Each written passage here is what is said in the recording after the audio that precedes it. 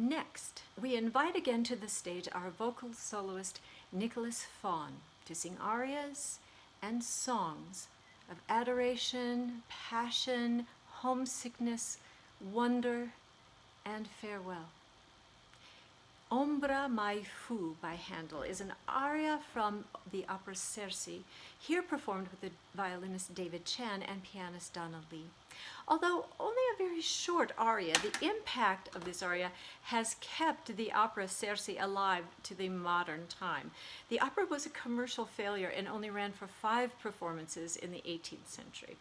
It was only much later, in the 19th century, that Ombra mai fu was rediscovered and is now known as one of Händel's most famous and popular works.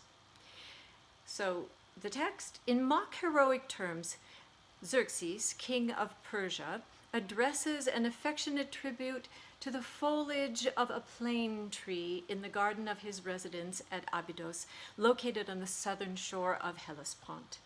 So please remember that all song translations are on the Classical Tahoe website. Just off to the right of the concert information, it is in a box that says tests and translations. So if you're joining us live, we will provide written translations for you. Otherwise, you at home can take a look there.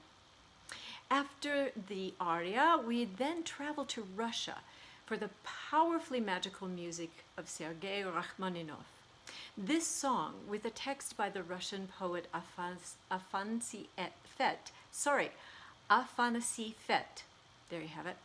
In the silence of the secret night is the text. It was written when the composer was only 17 years old, and it's filled with barely contained emotion, along with concerto-like playing for the piano, and a last phrase that is heartbreakingly repeated, which says, "I will stir the darkness with your beloved name." The second Rachmaninoff song you will hear is "Do Not Sing for Me, Fair Maiden," from a poem by beloved Russian poet Pushkin. This is not only a remarkably emotional vocal piece that unfolds in a mere few minutes, it's also a tremendous collaboration between the voice and the piano. And let's remember that Rachmaninoff was one of his generation's greatest pianists, so there's no surprise there.